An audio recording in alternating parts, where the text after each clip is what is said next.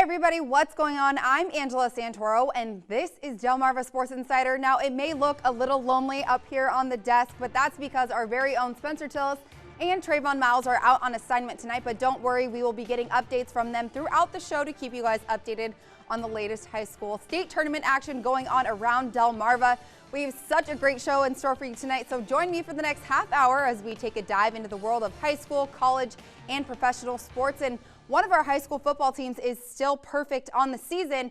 We'll take a look at how North Carolina managed to keep that unbeaten streak alive at home. And plus, we're going to be speaking of great high school football. Has anyone seen Smyrna lately? We'll take a look at how the Eagles did last night at home against Mount Pleasant. Could Smyrna keep their state title dreams alive? Find out in just a bit. And last but not least, it's playoff time at the college level as well. How did the UMES volleyball team do at home yesterday morning in the MEAC tournament? We'll have highlights in just a bit. Now, let's get right to it. No more waiting for you all at home. There has been so many playoff games going on this week, and they only continue today. And when I say that our team is spread out across Delmarva, our sports team has been in Maryland and Delaware covering soccer, field hockey, and football teams. And our very own Spencer Tillis is standing by with a Woodbridge football update, and he's going to let us know if Crisfield managed to take home the state title today. Spencer, let's start with the Blue Raiders. Now, it is early, and they're probably just about to get started, but how is Woodbridge looking so far? Thank you, Angela. Well, as you can see, I'm live here at Baynard Stadium because it is the first round of the DIAA State Football Tournament. Woodbridge, they're taking on a very tough DMA Academy squad. I tell you what, we're going to see how they do in this. Now, the Blue Raiders, they had a great regular season that nobody saw coming. Finished 7-3, thanks in large part to a tremendous defensive effort all year long. That was led by their senior defensive end, Shymir Vessels. Now, they were actually just warming up behind me a couple minutes ago. They just went to the locker room. They'll be out here taking the field in a few short minutes. We'll have updates on this game later on tonight, but believe it or not, this isn't the first game I was at today.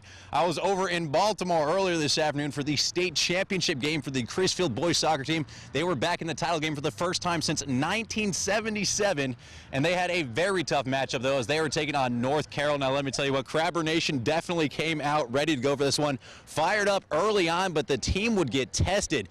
Carroll would get the ball here on an early attack and get a one-on-one opportunity with a shot on the header, but look at the great save right there by Charlie Elliott, able to help his team keep at 0-0. Shortly after that, though, the Panthers, well, they would strike first. A beautiful through ball to the other side of the box, and it's going to be an easy score right there. They would take a 1-0 lead.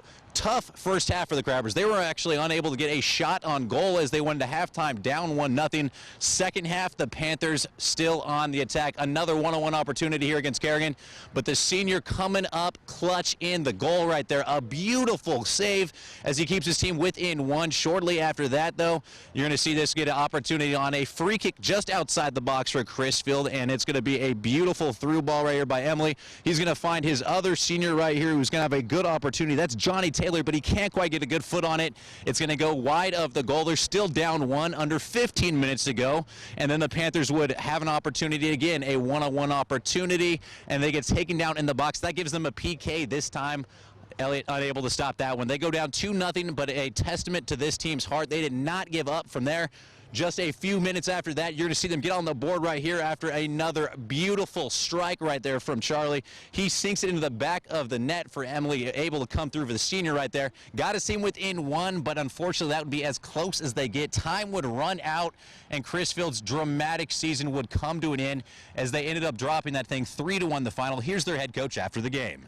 And our program's built tremendously over the past several years, and this is just it's unlucky, but to me we're still going to go at it and we're going to fight, and I'm not going to stop here. I'm just a little bit more hungry again, and our program's going to continue to build. I can guarantee that.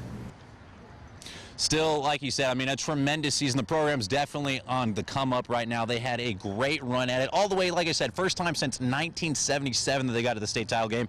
Gave it a good run on the money, and I tell you what, the entire town was behind them. But the action behind me, well, it's going to start picking up here in a minute, so I'm going to go ahead and get to this game, and I'm going to send things back over to the studio to Angela. Angela, take it away. All right, well, Spencer, thank you so much for that update. Now, we are actually going to stay with boys soccer on Wednesday night. Indian River got a 2-0 win over Archmere Academy, but would they bring home the state title tonight against Caravel?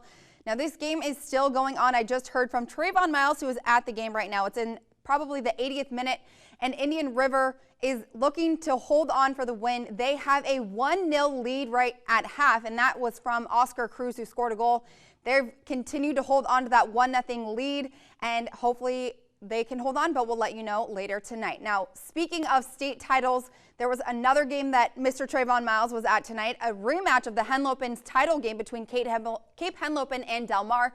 But this time they took the field to see who would be crowned the state champions, and the reigning champs were not ready to pass on their crown to a new team. The Cape Henlopen Vikings are your 2015 state champions.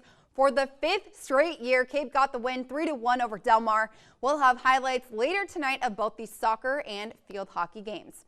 Now it is time for our first commercial break, but do not go anywhere because it is officially time to talk football.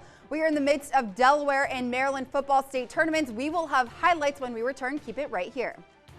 My name is Kenny Jackson, and I play for North Carolina. You're watching Del Mar Sports Insider.